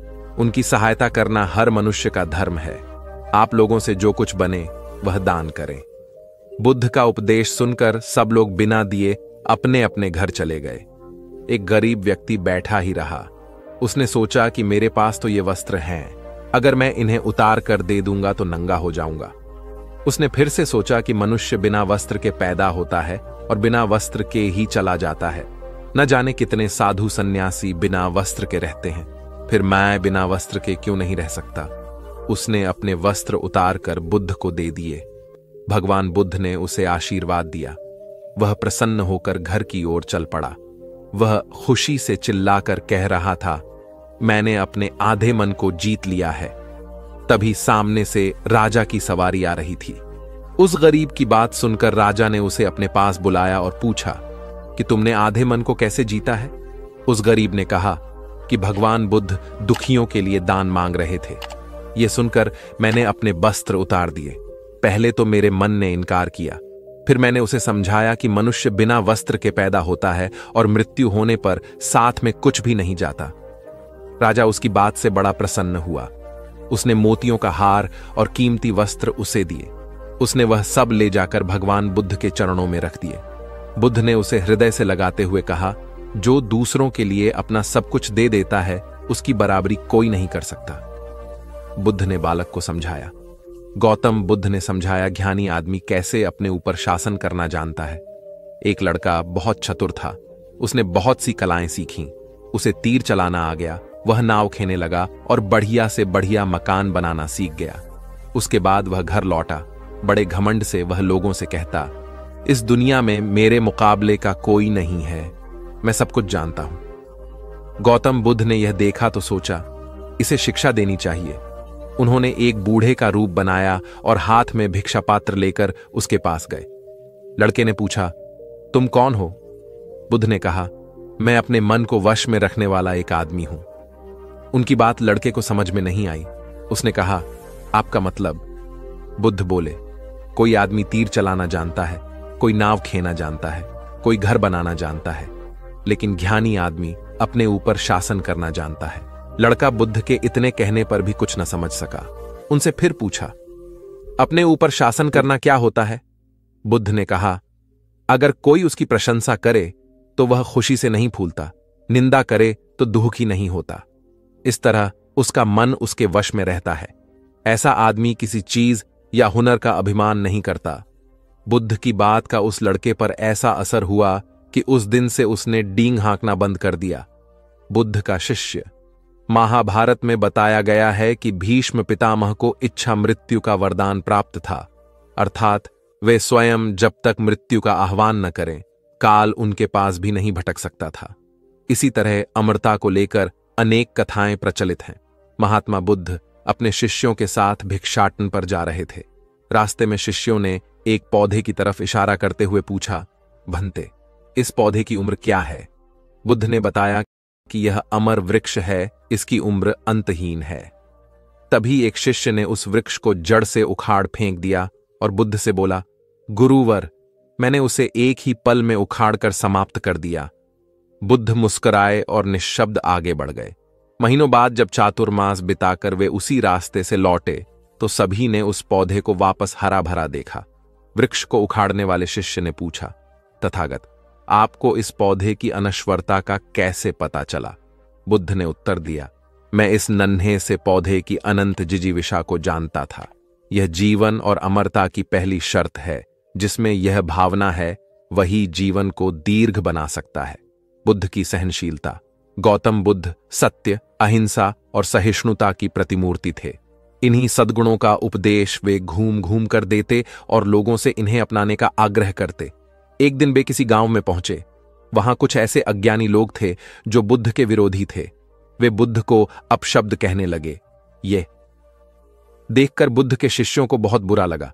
उन्होंने बुद्ध से इसका विरोध करने का आग्रह किया तो बुद्ध ने उन्हें समझाया कि ये लोग तो अपशब्द ही कह रहे हैं।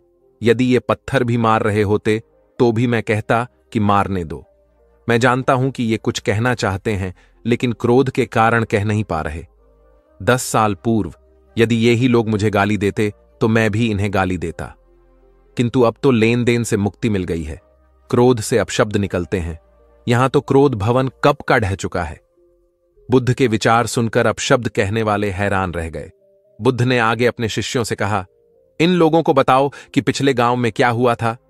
शिष्यों ने बताया, वहां के लोग फल व मिठाइयां लेकर आए थे और आपने यह कहकर वे चीजें लौटा दी कि अब लेने वाला विदा हो चुका है। 10 साल पहले आते तो मैं ये सभी उपहार ले लेता।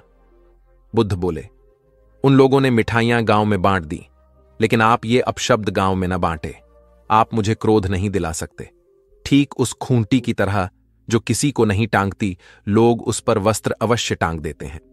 कथा का सार यह है कि साक्षी भाव सच्चे संत की पहचान है। जो अच्छे बुरे, लाभ हानि, अंपना पराया के संकीर्ण भाव से मुक्त हो जाता है, उसे ही संतत्व की प्राप्ति होती है। मगध राज्य का राजकुमार श्रोण बेहद उद्दंड था।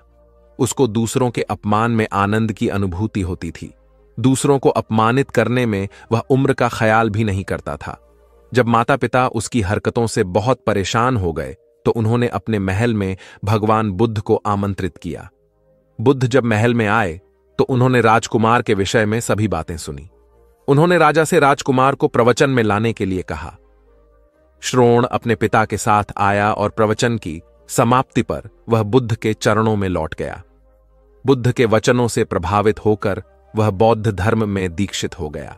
उसका जीवन पूर्णतः बदल गया। कुछ समय बाद उसने प्रायश्चित्त करने के लिए अन्न जल का त्याग कर दिया। उसके इस कठोर प्रण के विषय में जब भगवान बुद्ध को झांत हुआ तो वे उसे देखने आए। उन्होंने स्नेहपूर्वक उसके मस्तक पर हाथ रखा और बोले, श्रोण, अन्न जल के त्याग के चलते तुम्हारा स्वास्थ्य गिरता जा रहा है। तुम संगीत के जानकार हो, अत उससे जुड़े मेरे एक प्रश्न का उत्तर दो। क्या वीणा के तार ढीले करने पर उससे स्वर लहरी फूटती है? श्रोण ने जवाब दिया, नहीं भगवानु। बुद्ध ने पुनः प्रश्न किया, तब तो तारों को खूब कसना पड़ता होगा? श्रोण बोला, नहीं, अधिक कसने से तार टूट सकते हैं। तब तथागत बोले, वीणा से मधुर संगीत निकालने के लिए उसके तारों को न तो अधिक ढीला रखना चाहिए और न ही अधिक कसना चाहिए। इसी प्रकार हमारा जीवन भी एक वीणा की तरह ही है, जिसे भली भांति चलाने के लिए सभी वस्तुओं का पूर्ण त्याग उचित नहीं है। श्रोण ने कठोर प्रतिज्ञा से मुक्ति ले ली और सहज जीवन जीने लगा। यह कथा जीवन को नैसर्गिक तरीके से जीने पर बल देती है, जिसमें उचित आवश्यकताओं की पूर्ति और अतिरिक्त इच्छाओं पर नियंत्रण का संदेश शामिल है। यदि जीवन को आवश्यकता, पूर्ति और संयम के संयम से संचालित किया जाए तो परम शांति प्रदायक होता है। गौतम बुद्ध को उनके अनुयायी यदि स्नेह से कहीं बुलाते तो वे अवश्य जाते। फिर जब बुद्ध पहुंचते तो श्रोताओं की भारी भीड़ उमड़ पड़ती। बुद्ध के वचनों में जो अमृतत्व होता था उसका पान करना सभी को प्रीतिकर लगता था। उनके उपदेशों में ऐसा कुछ अवश्य होता था जिससे गंभीर समस्याएं सुलझ जाती और कुछ न कुछ सार्थक भी प्राप्त होता। एक गरीब किसान गौतम बुद्ध का बहुत बड़ा भक्त था। एक दिन वह बुद्ध के पास आया और अपने गांव आने का आग्रह किया। बुद्ध उसके गांव पहुंचे तो सारा गांव उन्हें देखने व सुनने के लिए उमड़ पड़ा, किंतु वह किसान नहीं आया। हुआ यह कि उसी दिन किसान के बैलों की जोड़ी कहीं खो गई। किसान इस दुविधा में रहा कि बुद्ध का प्रवचन सुने या अपने बैलों को खोजे। काफी सोचने के बाद उसने अपने बैलों को खोजने का निर्णय किया। घंटों भटकने के बाद बैल मिले। थकाहारा किसान घर आया और भोजन कर सो गया। अगले दिन वह अति संकोच से क्षमा प्रार्थी बन बुद्ध के पास पहुंचा तो वे बड़े स्नेह से बोले, मेरी दृष्टि में यह किसान मेरा सच्चा अनुयायी है। इसने उपदेश से अधिक महत्व कर्म को दिया। यदि यह कल बैलों को न ढूंढते हुए उपदेश सुनता तो मेरी बातें इसकी समझ में नहीं आती, क्योंकि मन बैलों में अटका रहता। इसने कर्म को महत्व देकर प्रशंसनीय काम किया। सार यह है कि हम जहां जिस भूमिका में हों उसका ईमानदारी से निर्वाह करें। यही सच्ची आध्यात्मिकता है, क्योंकि प्रत्येक धर्म कर्म को ही सर्वोपरि महत्व देता है। गौतम बुद्ध को उनके अनुयायी यदि स्नेह से कहीं बुलाते तो वे अवश्य जाते। फिर जब बुद्ध पहुंचते तो श्रोताओं की भारी भीड़ उमड़ पड़ती। बुद्ध के वचनों में जो अमृतत्व होता था उसका पान करना सभी को प्रीतिकर लगता था। उनके उपदेशों में ऐसा कुछ अवश्य होता था जिससे गंभीर समस्याएं सुलझ जाती और कुछ न कुछ सार्थक भी प्राप्त हो। सार यह है कि हम जहां जिस भूमिका में हो उसका ईमानदारी से निर्वाह करें। यही सच्ची आध्यात्मिकता है, क्योंकि प्रत्येक धर्म कर्म को ही सर्वोपरि महत्व देता है। गौतम बुद्ध के पास उनका प्रिय शिष्य पूर्ण पहुंचा। बुद्ध ध्यानावस्था में बैठे थे। पूर्ण के पहुंचने पर उन्होंने आंखें थोड़ी सी खोली और पूर्ण से आने का कारण पूछा तो उसने कहा, मैं धर्म प्रचार के लिए जाना चाहता हूं, आपकी आज्ञा चाहिए। बुद्ध मुस्कुराए और कहा, पूर्ण, धर्म की राह बहुत मुश्किल है। तुम लोगों को अच्छी बातें बताने जाओगे और लोग तुम पर नाराज होंगे। हो सकता है कि अपशब्द भी कहे। इस पर पूर्ण ने कहा, कोई बात नहीं, मैं यह सोचकर उनकी बातों पर ध्यान नहीं दूंगा कि उन्होंने अपशब्द ही कहे, पिटाई तो नहीं की। बुद्ध बोले, हो सकता है कि कुछ लोग हाथ उठा दें। पूर्ण ने कहा, तब मैं यह सोचकर उन्हें क्षमा कर दूंगा कि उन्होंने मुझ पर शस्त्रों से प्रहार तो नहीं किया। बुद्ध फिर बोले, हे पूर्ण, हो सकता है कि कुछ लोग तुम पर शस्त्रों का भी उपयोग करें। पूर्ण ने उत्तर दिया, तब मैं यह सोचकर उनके प्रति कोई प्रतिकार की भावना नहीं रखूंगा कि उन्होंने मुझे मारा, पर जान से तो नहीं मार डाला, मुझे जीवित छोड़ दिया। बुद्ध ने फिर कहा, और यदि तुम्हारे प्राण ही ले लिए तब? पूर्ण ने तत्क्षण सिर झुकाकर कहा, तब मैं उनका आभारी रहूंगा कि उन्होंने धर्म के मार्ग पर मेरे प्राणों का उत्सर्ग करने में मेरी सहायता की। मैं उनके प्रति कृतज्ञ रहूंगा। तब बुद्ध ने आंखें खोली और आशीर्वाद देकर अनुमति दी तथा पूर्ण से कहा, अब तुम धर्म प्रचार करने के पात्र हो। जो किसी में भी कोई दोष न देखे वही सच्चा है। अच्छाई के मार्ग पर चलना बहुत मुश्किल काम है। जो इस राह पर चलता है उसके मार्ग में अनेक बाधाएं आती हैं, लेकिन जो व्यक्ति किसी में भी दोष न देखे वही बाधाओं को सहजता से पार कर अपने लक्ष्य को पूरा कर पाता है। एक बार गौतम बुद्ध जब वन से गुजर रहे थे तब एक राक्षसी हाथ में तलवार लेकर प्रकट हुई और कहा, अरे बुद्ध, आज तुम्हारे प्रेम को मेरी घृणा के सामने झुकना ही पड़ेगा। आज तुम्हारे जीवन का अंतिम दिन है। बुद्ध ने मुस्कुराते हुए उत्तर दिया, मैं घृणा, उपहास और द्वेष के आगे नतमस्तक नहीं होऊंगा। मैं निंदा, प्रशंसा अथवा उपहास किसी से भी प्रभावित नहीं होता। तुम मुझसे इतनी घृणा करती हो, पर मैं तो तुमसे भी प्रेम करता हूं। राक्षसी ने पूछा, तुम मुझसे प्रेम क्यों करते हो? बुद्ध बोले, मैं तुम्हें मां का रूप देख रहा हूं और मां तो प्रेम का रूप होती है, उसमें हिंसा हो ही नहीं सकती। इतना सुनते ही राक्षसी के हाथ से तलवार गिर पड़ी। हे बुद्ध, तुम धन्य हो। इतना कहते ही बहदेवी में बदल गई और अंतर्धान हो गई। दरअसल जो लोग दूसरों से द्वेष करते हैं, अंत में एक दिन घृणा उन्हें नष्ट कर देती है। घृणा से घिरे हुए लोगों को एक दिन घृणा ले डूबती है।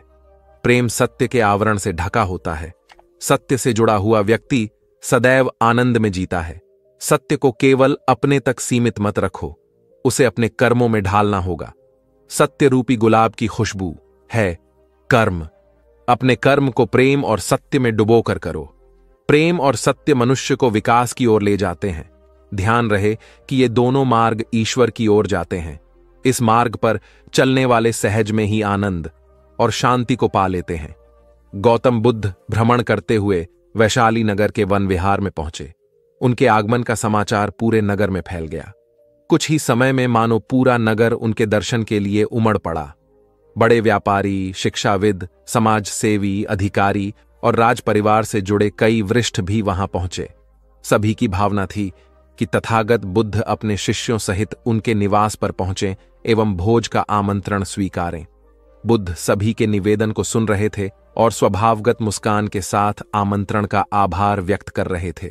तभी वैशाली की यात गणिका आम्रपाली भी वहां पहुंची।